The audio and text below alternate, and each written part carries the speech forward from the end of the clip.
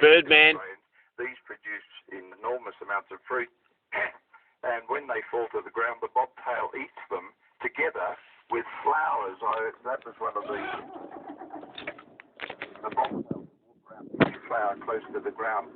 They'd eat it and these berries, and that's what they practically lived on. But it was a dragon lizard that lived on the grasshoppers, that lived on the lichens, and of course out there on the Nullarbor we have quite a few genera of lichens that just grow on the ground. Flexnora, Rhicidias, Soras, all of these lichens just grow on the ground. They're a fungus. Yeah. And it's these beautiful little, I think I found 3 species of grasshopper that actually feeds on these lichens. And of course it's the dragons that feed on the grasshoppers, and it's the kestrels who feed on the dragons. And it's the circle of life. It is. Now, what about bird life? Oh, the bird life out there was really, well, because it's so dry, I never expected to see too many things out there. But there are 2 species of chat out there which are just a little bit bigger than canaries.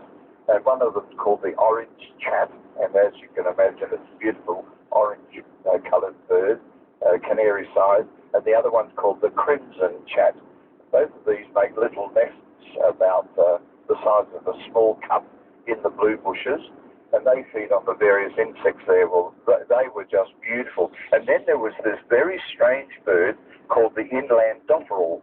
So if you can imagine a brown bird about the size of a mudlark. Yep. And this particular bird, strangely, although it's a dotterel, which are mostly meat eaters, it is a plant eater. And that's the reason why it's successful out there. I think this is the one you told me about that takes injury to draw predators away from their young. That's the really weird one. It lays usually 2 or 3 eggs on the ground, just a little scoop in the ground. And of course, as it's incubating, if you are approaching the nest, it gets up off the eggs, picks up these little flakes of mud, and covers all the eggs with the flakes of mud. And when the eggs are sufficiently camouflaged so you can't see them, the bird runs towards you, which is the odd thing, falls over on the ground and pretends it's got a broken wing. And of course you go along and say, oh, you poor thing, and it leads you, and as soon as it got you 50, 60 metres away from where the eggs are, off it takes and flies away, and you say, oh, I thought you had a broken wing. Yeah, and of course, the same. As soon as you're far enough away, back it goes, peels off the flakes of mud, resits on the eggs again. I did a marvellous trip years ago that everyone should do at least once in their lifetime on the train. And looking at all the old telegraph poles, no wires on them anymore, but birds' nests on top of most of them. What are they? They are the raven. The raven has got a heck of a, well, he's got nowhere else to build a nest out there. And one of the strange things that happens there, because when the people put the telephone wires through there, a lot of the times they cut off the little bits of wire which they weren't and just left them on the ground. And of course on the Nullarbor plain, sticks are very, very few and far between. And of course the ravens building their nest using sticks, occasionally they find these little pieces of wire, which of course that's good enough, and they put those up into their nest. And if those that bit of wire touched 2 different wires on the telephone, people would be dialing up, and say, hello, and they say, Singapore? No, I'm sorry, I did dial that number. And of course we had a group of men in their ute, and they used to drive along there, and they used to remove all the ravens' nests off the telephone wires so that they did not get this cutting off or interference with normal telephone work. I imagine, Eric, the bird life would get somewhat more prolific as you got towards the coast, like when you rode down to Euclid with all the blowholes and what have you. Yes, well, on the blowholes, of course, because the Nullarbors are massive limestone, and there are caves, just thousands of, probably tens of thousands of caves in there. And of course the kestrel, which is that little brown magpie-sized hawk that hunts the dragons, because it hasn't got anywhere to build a nest in a tree because there aren't any trees, these birds actually go down inside the blowholes and nest in there. And of course, the caves are all interconnected. And as my bicycle, as I rode my bike across the ground, it echoed. Having a bit of a snooze, hears this unusual noise. It comes out of the blowhole, hovers in the air above the blowhole to find out what's making all this noise. And of course, wherever I saw a kestrel hovering in the air, I say, oh, there's a blowhole over there. Yeah. And sure enough, blowhole after blowhole after blowhole, I found just simply from the kestrels.